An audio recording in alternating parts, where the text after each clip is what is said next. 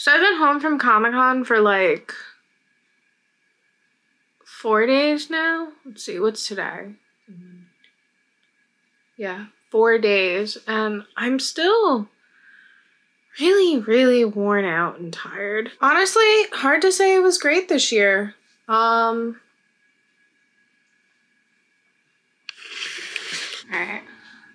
Sorry, my arm was getting dead tired in the kitchen. And the lighting probably is not as good, but this is what we got.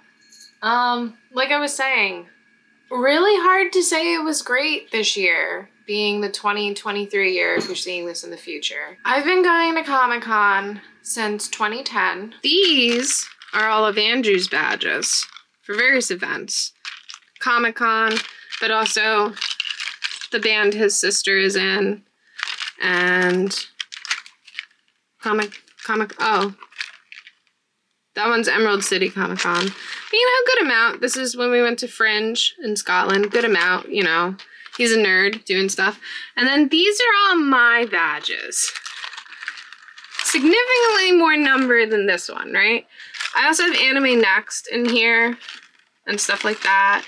A lot of Comic-Con, Anime Next. I also have the Fringe badge too somewhere in here. And Otakon I have in here. I don't have these because I wasn't dating Andrew when this was happening. But yeah, I have all this. So I am significantly more dedicated to this than he is. I remember Comic-Con blew my mind. I remember it being like this big, just interactive event. The booths everywhere had something to do regarding like a show or a comic or something in pop culture. And I've been going to Comic-Con so long that I have seen it evolve into what it is now. That feels weird saying. Like I should be a loser for saying that. I've been going to Comic-Con for so long. This year was just like another stone added to the pile of reasons why I keep considering just not going for 4 days the way that I had used to go. And it's really sad because I loved Comic-Con.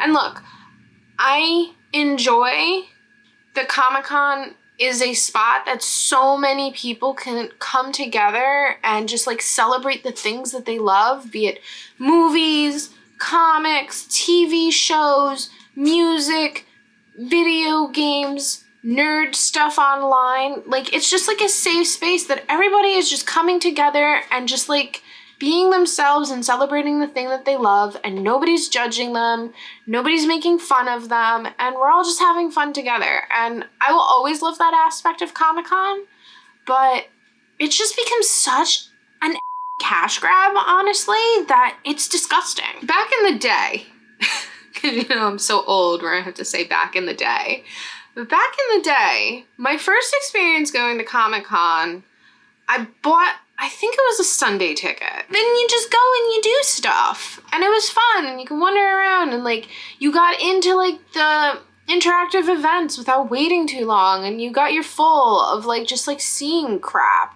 But now, like, you have to sign up for a fan verified profile, which I get it. Like, they say like it's to prevent scalpers, but I don't really feel like it works, you know? You still see people around the Javits Center selling tickets, but you need this fan verified profile, and then you get a link to buy the tickets, and you have to wait, and they say it's randomized, but you have to wait on a virtual queue for the hopes to buy yourself a ticket. This is just to get into the door. Because then once you have your ticket, the main stage and what they call Empire Stage, it's just like 2 very large auditoriums at the Javits Center. But the panels that go on at those events that are supposed to be higher profile, like that's where Chris Evans was this year and David Tennant. And you can't just go to them. You have to reserve a seat. So, again, like, you have to pay attention to social media and, like, really coordinate the days and, like, make sure you're available to do this crap, because you have to, again, get on a virtual queue and wait to sign up to go online for these things that guarantees you that, like, yeah, you'll get in the door at the event door. And while you're online, the spots could be gone. I don't know. I kind of feel like it was better when it was first come, first service. I know that the lines got a little out of control and people were on them for hours and they were stampeding and stuff, but I honestly just don't feel like this is the best way. Like, this is kind of like, you know, and even I feel ReedPop knows this isn't the best way, because the kicker to it that I believe the first time I saw this was last year is there's VIP badges now that if you want to pay a little bit more money, you can get. And it guarantees you spaces in these panels and you sit closer. So like last year, it was like we were online for the Back to the Future one, and I'm pretty sure that they let people in before the people who were there for ADA, you know, disabled people, people with medical conditions, people who are blind, people who are pregnant. All of those people had to wait because they didn't offer up money. But these people that offered up money got to go in first and get their seats. Disgusting. And they did it again this year, but when you went in, because I don't think we went to anything on Empire. I think we just went to the main stage. But, so like you have the auditorium, right? Like here's the stage, and then there's like all the rows here, and then there's like an aisle of like a walking through aisle, and then like all the rows here, and then like back here's concessions and like a bunch of other bullshit. Right here, they had a big old rope going through, and all of this was VIP and ADA. Like, I love that they did have like a section that said ADA, so that nobody goes in and takes their seats. But all of this was VIP. And it wasn't even filled up like the whole time. So like there was like time everybody was like getting their seats, and then they were like, okay, you guys can move up. Like they moved all the stuff and was like, you guys can move up. And then people bum rushed it. It was ridiculous, you know? Like, pay more money to sit closer. And it's not even good seating, honestly. If you get a seat like back where that like aisle is here, you can see the screens better and you can see the people on the stage better. So it's just to get more money, you know? And that's disgusting. Like, you're taking away from the celebration of this stuff, and you're just like trying to make money out of it, which like, I get it. Like, they're a business, they're looking for ways to make money, but honestly, fix your programming then, because we had a really hard time finding anything we were excited for. We were most excited for Scott Pilgrim, like the both of us, me and Andrew. We go through our panels and like we pick out like the crap that we want to do. We do the exclusives. Honestly, there's probably like 3 exclusives this year that I wanted. I wanted the Funko Pop Pigeon from my toddler, because when I was carrying him, his nickname was Pigeon. So I always get him something from Comic-Con that's Pigeon now. I wanted the Anxiety Fox pin that I saw that artist had, and it was like a little stabby anxiety fox. I especially wanted that one since like this year I've been dealing with mental health and anxiety a lot more. I want to put it on my denim jacket, which I have like a bunch of pins that mean something to me. Just, you know, just like something for me. Like, I'm embracing that I have anxiety and I'm gonna get through it. Something dumb like that. And there was a comic I wanted, which I didn't even get the comic. Which is so funny. I didn't even get the comic I wanted because they were sold out. So I did really good on like the spending, but again, like there wasn't much I wanted. Every year there's always like just like a ton of like exclusives, like free stuff you buy. It wasn't that much this year. And there wasn't that many panels. So I don't know. And it's boring stuff too. Like, we went to the Archer panel and that was cool because I really like Archer, but like apparently the episode they showed already aired, and then they showed a compilation of their favorite moments from Archer, like all the seasons, which is like cool, I guess. And then they showed us some footage from an episode that's going to air. And then we got a t-shirt. They didn't have any of the actors or the director or anyone like that come up on the stage and talk. I get it, like, because of the writer's strike, they can't. But they didn't have that. They had a PR person come out and read from a piece of paper. So it's, like, cool, but, like, not really worth the money, you know? Especially if I was someone who was just buying the normal ticket, because the tickets are, like, $80 a day, or like almost $300 for the 4-day. I feel very, very lucky that because I work in the industry, I'm able to apply and get an industry ticket. That's how I've been going since I've been employed at my employer. But there's not many perks that come with it. So we're supposed to have like our own entrance and a lounge. And this year, like we had our entrance, but we had to wait outside. Every other year, like we would be let in the Javits Center, and then we could line up at the show floor, and then we were supposed to be let on the show floor before anyone else. We didn't get that this year. VIP went in first to the show floor, because you know they're paying the money. But I also couldn't find the lounge. I saw a sign for it, but I just couldn't find it. Something cool though with industry, we got to go to the industry summit, which they didn't do that before, and I didn't know what to expect, but it was pretty cool. It was like a networking mixer where there was like food, like legit food. It wasn't just like chips. And we all got this free food. We got free alcohol. It wasn't the greatest alcohol. It was basically just what the Javits Center had. And they had tables. They had these little enamel pins that said Industry Summit 2023. You got a tote bag that was by IDW, and there were some comics in it. And then you just mingle and like meet people. And that's cool. Maybe if I wasn't so tired, I would have done that. And there was supposed to be a keynote, but we bounced out way before the keynote started. It looked like it would have been cool. I saw Mr. Miracle in the keynote. So like that was really cool for industry, but like a normal badge doesn't have that. The coolest thing that I would say, and like me and Andrew are in agreement of this from this year, is I got into the Stars After Dark party that they had for Shining Vale. And neither of us really like Shining Vale. We watched one episode together. Andrew hated it. I watched a couple more episodes because I was gonna try to finish it before Comic-Con because I felt kind of guilty that I got into this thing, but I didn't know anything about this. But I didn't make it all the way because I don't have stars or anything that has stars, so I was doing the pirate way, and I've just been busy. But I got the gist of what it is, and it ended up being really cool. I got so lucky that I got in, because like again, I don't have like, because I'm industry, I just get into that. I think like press can, the press companies I think can like contact and like get tickets for their employees to go to these events because like they have to write articles about them. But I'm not like that level of industry. I just make stupid merchandise. I'm like Santa's little elf making the toys. Like we don't really matter. But it was really cool. Like we didn't know anything about what to expect, but it was so cool. Like you had to show ID because it was a 21 plus event because there was alcohol. And you go in, and the top of Empire, there's like a big-ish kind of room, and they decorated it for Shining Vale.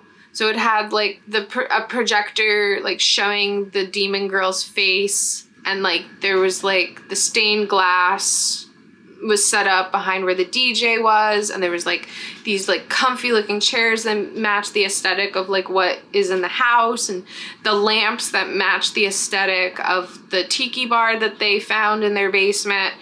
And there was like the napkins for the cocktail drinks had lips because it looks like the next season she's in an asylum, and the marketing has like these like lips on the white mask. It was really cool.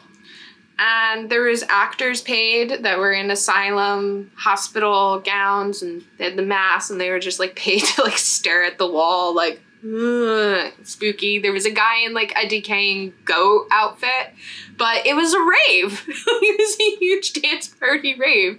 We got free drinks, all we can drink within like the amount of time that the event went on, and people walked around with platters of food, like little cocktail like party like snacks, but it was free. And you got a hat, and it was really cool. And we were like, we're gonna do this for a little bit, and then we're gonna go to the Cyanide and Happiness panel because Andrew loves Cyanide and Happiness. And while we were like drinking alcohol, and like this whole thing's like going on around us, he leans over and he was like, I don't think I want to leave early. did that, but, and we also got a photo. We got a cute photo of us taken because they had a little like kitchen looking scene and you get your photo and they printed the photo out and it says like stars on the photo or whatever, but it was really cute. I liked it. I put it on our door. I've started to collect like our photos that we get printed of us from these kind of events, and I'm starting to put them on a door in a cute place. But like that was like the coolest thing about Comic-Con this year, and like what we both like remember. Like none of the actual nerd stuff that happens, like none of the panels we cared about. It was the free alcohol event that Stars put on. So, you know, and like, look, I think it's like something me and Andrew are gonna talk about, because Comic-Con for me is something for work that I go to because I am in the industry. It helps me seeing what kind of art styles are out there and what licenses are popular and what people are attracted to. And like, I also take photos of everything and I share it with the art team I'm on, and they can use that for like merchandising ideas or like just like to get inspirations. There's that aspect for me that it's like I'm no longer just a fan, I'm working in the industry and this is important, whatever. And for Andrew, he has a podcast and he's trying to grow it, and I think that he actually has it projected in a position that if he goes hard with networking over this year, he can start getting like sponsorships and like really having this be a business and not just a passion hobby. So Comic-Con for him is a huge networking opportunity. I honestly think maybe next year we might just do Thursday. So like for industry, it's you get the free badge on Thursday, or you pay a smaller fee for the 4-day. And I think honestly what we should do is save our money up, just do the free Thursday, because if we look at the people who are there and we make a plan, I think honestly everything like he would need to do for networking his podcast could be kicked out on Thursday. And honestly, Thursday there's less people. Sunday it used to be there's less people, but Sunday was like shoulder to shoulder this year, man. And any of the exclusives we want, like the best opportunity to get them is gonna be Thursday. So I think honestly we should try to go to a different convention or go to like San Diego Comic-Con has been a dream for me. So like save money up and go to that. To sum it all up, Comic-Con, very fun experience, especially like if you're a nerd like me, you grew up with this stuff, or like this stuff means something to you because of like a trauma you had to get through, or just like anything really that this stuff helps you get through. Very good experience. I love the people that go. Everyone is so nice. It's too expensive now. The programming just like doesn't match up to the ticket price. And it's just such a cash grab now, honestly. The entire show floor is just people selling stuff. It's no longer just the interactive stuff that is companies promoting like shows and movies and stuff that's coming out, or even video games used to be there, man. I hope one day it might change a little and like have some of like the shine it used to have, but I don't think so. And yeah, that's the video. Thank you for watching. If you like this video, please give it a thumbs up. The engagement helps me know like what people like, and it also helps get my videos out to other people, which helps me grow as a little tiny channel. And I really appreciate it. And if you have anything you want to say, leave it in the comments below. If you went to Comic-Con, please let me know in the comments below and tell me what you think, because I might be a salty veteran of Comic-Con at this point. But if you're newer and you really enjoyed the experience, that's good too. And consider subscribing. I'm a designer and I normally do videos in the world of design, but I also sprinkle in some lifestyle vlogs and stuff like that. And I'm also a big nerd, so I'm gonna sprinkle in some nerd stuff. Basically just doing the things that I love. I'm probably gonna go back to some of the design videos coming up, so be on the lookout for that. And I hope you have a good day.